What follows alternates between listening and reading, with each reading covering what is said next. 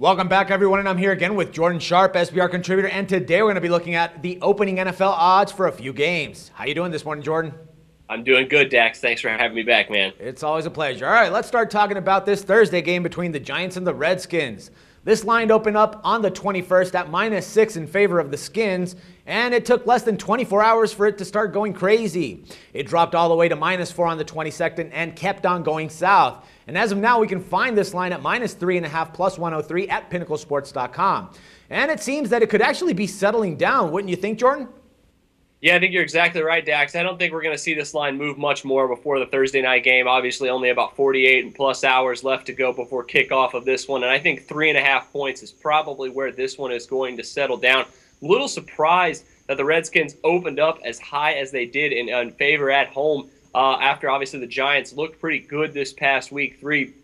And so not surprising that the line got bet down so quickly. But 3.5 points here for the Washington Redskins, probably a pretty solid line for this one to end up settling at. But either way, if you jumped in on the Giants earlier in the week when it was higher than that, congratulations, because you probably got a pretty good value. Yeah, no doubt, my man. All right, now this one was an interesting rivalry game between the Bears and the Packers. Now the Bears opened up at -1.5 favorites over the Packers, but sites right now are still getting the injury report from Chicago's last night's game at MetLife against the Jets.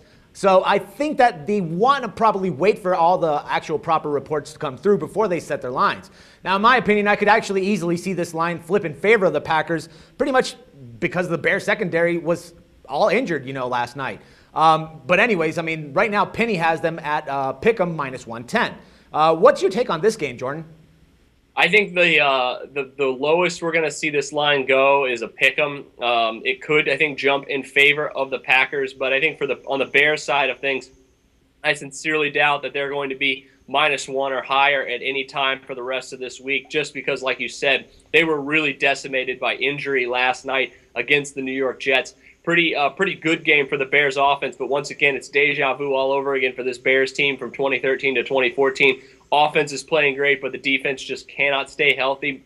They did look a little bit better with their pass rush and their run stopping last night. But like you said, man, that secondary is so banged up right now. And going up against Aaron Rodgers, that's not the area of your defense that you're going to want to have injured. All that being said, though, I do think that this game will probably end up somewhere around a pick'em or -1 in favor of the Packers as a road favorite. Not sure it'll be much higher than that because, like we saw last week, the Packers didn't look that great either against the Detroit Lions. Now, the Lions' defense is very, very good, probably much better than the Chicago defense. But either way, I think this is going to be a pretty even game between these two squads. I can't see the Bears being that big of a home underdog if, indeed, once this line opens up a little bit more, that the books decide to go that way.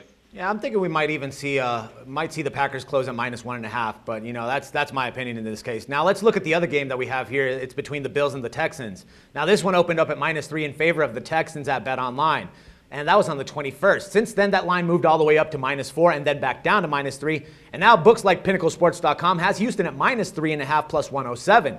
Now, what do you think about this one? I think that Houston's going to have a lot of trouble stopping the run game, as they showed against the Giants last week. Now, it would surprise me that this line might go all the way down to -2.5, but where do you think it's going to settle?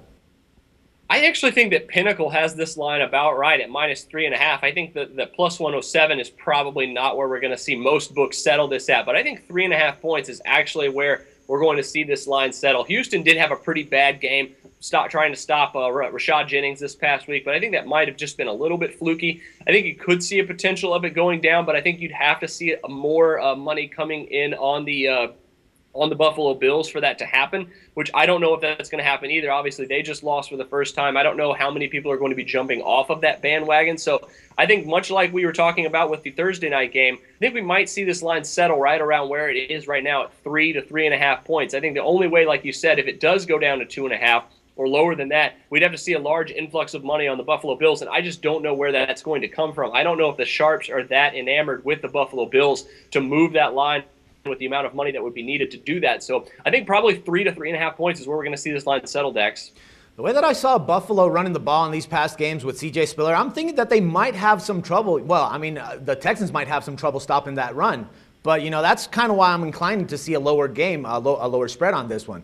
Anyways, let's go on to the Titans and the Colts one. Now, bookies opened up this one at -6.5, and that quickly went up to -8 in some cases, but then started to go back down at -7.5 today. Now, Pinnacle Sports has them at 7.5, but at plus 100. And I'm pretty sure that this line is actually close to the number. What do you think about this one, man?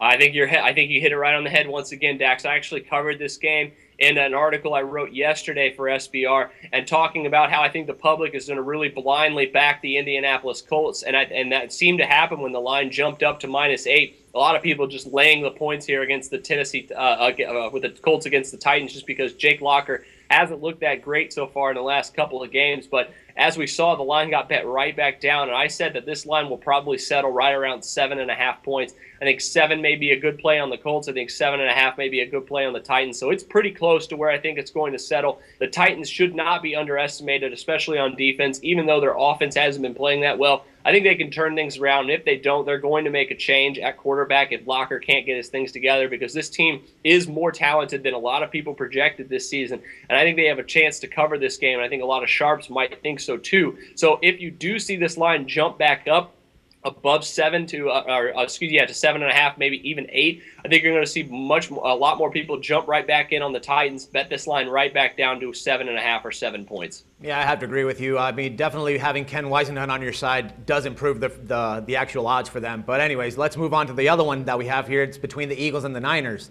Now, in this case, bookies opened up the line at -4 in favor of San Fran, but I'm guessing that mostly has to do with the fact that the Niners are at home. More than anything, actually. Now, as of today, Pinnacle Sports has them at -5.5, -114, excuse me.